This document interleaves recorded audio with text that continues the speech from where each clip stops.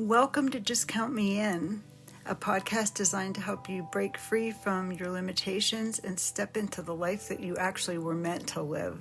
I'm Sari Stone, and I'm a holistic coach with a background in education. For the past 6 years, I've been guiding people to transform their lives from the inside out. My journey, to be honest with you, was not always clear. For years, I actually felt like I was living someone else's life, checking all the right boxes, but never feeling quite truly fulfilled. That all changed when I experienced a few miracles, met some incredible teachers, and had a major wake-up call that forced me to shift my entire perspective.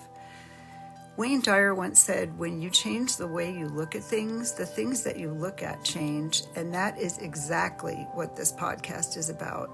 Helping you see your life in a new way so that you can start living with authenticity, purpose, and passion. Each week, I'm going to bring you episodes filled with insights, practical strategies, and inspiring interviews to help you uncover what truly lights you up and identify what's been holding you back. Eventually, this is going to ignite your motivation and create real change. Are you ready to step into the life you were meant to live? Then just count me in. Hit subscribe and join me on this journey. If this episode resonates, please share it with a friend who needs a little inspiration today. Let's do this together. Welcome to the last episode of Transform Your Life, Just Count Me In for 2025.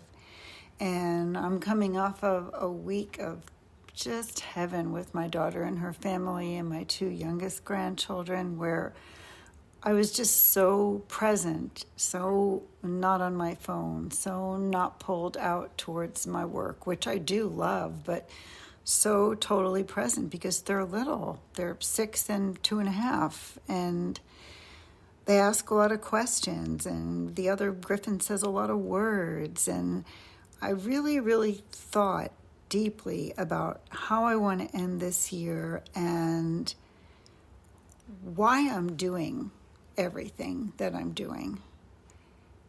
And it's not really so much about goal setting, it's more about what do I want to be present and how can I be more aligned next year. So as I stand at the edge of this year, I've been sitting with a question that feels a lot bigger than goals or resolutions or vision boards, and there's nothing wrong with any of those things. I'm just actually feeling a little bit differently about expansion this year. And I'm asking, why do we actually do what we do? Are we doing things out of fear? Like fear of punishment, fear of failure, fear of falling behind? Or are we doing them because they feel aligned, meaningful, and alive? I've really been getting very honest with myself about this, and so much of what we're taught is fear-based or future-based, and you become really aware of that when you're around little children because you don't want in any way to contribute to that type of conditioning, and my daughter's very aware in the way that she's raising them. I mean, have you gone to church just because you don't want to go to hell? Have you worked harder now so that you can rest later? Are you being good just so you don't create bad karma? Like neuroscience tells us something that's really important. When we're driven primarily by fear or pressure, our nervous system goes into complete survival mode. And in survival mode, we don't access any creativity, any learning, any joy. We just try to get through. When something feels like obligation rather than alignment, and this comes up a lot during the holidays too, it's not because we're lazy and not because we're ungrateful. It's often because our nervous system just doesn't feel safe in the situation or congruent, and your body always knows the difference. This past year asked me to look really honestly at my own life, at what I do because it looks right and what I do because it feels true. And I've been giving a lot of thought to what do I need to do to truly, truly honor my life? Where can I be more aligned? We all know, you know where you're at a congruence with your life. And every single decision that we make is either life-affirming or death-affirming. It's either affirming of your natural path and the reason why you're here and your expansion, or it's not. It's the other direction. Alignment feels different in the body. It feels open. It feels expansive. It feels like there's more breath, more presence, more energy, even when the work is deep. Neuroscience shows us that when we feel safe and seen and connected, the nervous system opens up. And from that state, change happens naturally. Learning happens naturally. Joy is possible again. So this is essential for us to see a different year and some different outcomes next year. I mean, a year is a year.